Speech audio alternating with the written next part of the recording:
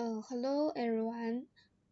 This is the prelude and fugue BWV865, and this is the Bach. Uh, so this is my contents. It's four parts: prelude and fugue, and the meaning and importance of this piece, and some biographies of composers. And the last is the importance of the literature. So this piece does work 10 protected clavier 2, and the right side is the manuscript, and this is the A major, and the speed is compound triple, the 3 quartets. So the all is the box the composition, and this piece we can listening some space.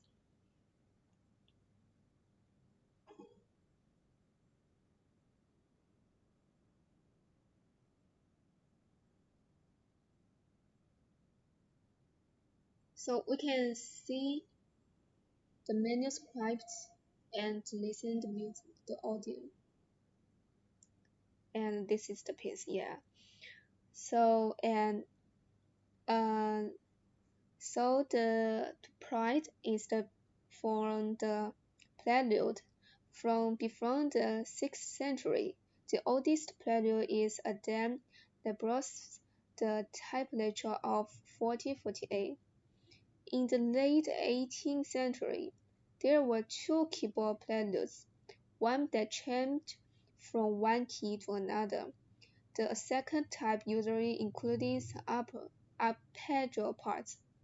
Since 18, these overtures do not function as overtures, but are merely collections of short pieces that explore specific musical figures or technical issues, and draw on a wide range of influences, including jazz, folk music, and dance forms.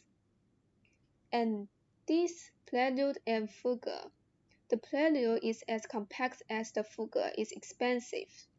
Two parts zigzag in turn on two little motifs, jumpy trips and a sort of trill, which can each be extended to form rippling rounds.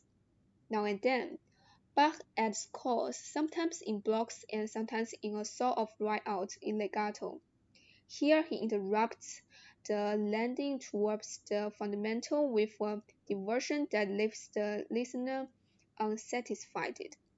And just like the fugue, the prelude closes with a pedal point, along with the trump-hand return of the trill motif. So for me, the theme is prominent. Out of melody lines are running. When I'm listening at the beginning, which suddenly bring into the mood. When fugue coming, the feeling changes that four parts are running. Let me get a climax. So the Bach's early years. He was the eighth and youngest child. His father likely taught him violin and basic music theory. The 10-year-old Bach moved in with his eldest brother, the organist, in church. His 2 years there were critical in exposing Bach to a wide range of European culture.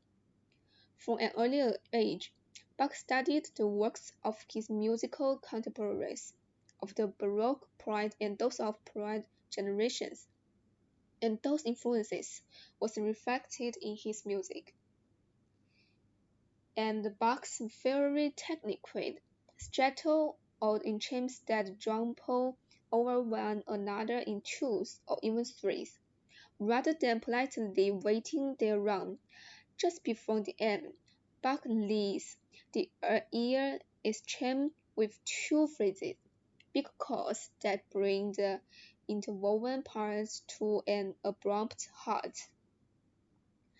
So when the Bach encoded praise Leopold, himself a musician, appreciated Bach's talents, paid him well and gave him considerable latitude in composing and performing.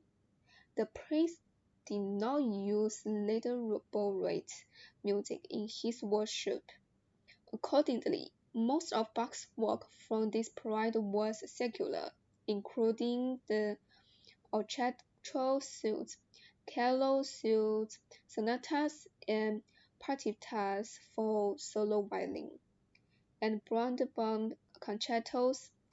Bach also composes secular cantatas for the court, such as Die Zett, Die Tag und the Macht BWV865. So in Germany, Baroque, the three main types of fine arts, the architecture, the sculpture, and painting, were considered separate art forms during the Renaissance, but the Baroque believed in the unity of all arts. For all, the church was merely the link between heaven and earth, and the place with the highest earthly power. So for me, the importance of reading, learning a lot of literature can make your understanding of knowledge more confirmed, and there are many dimensions easier to understand what you want to know.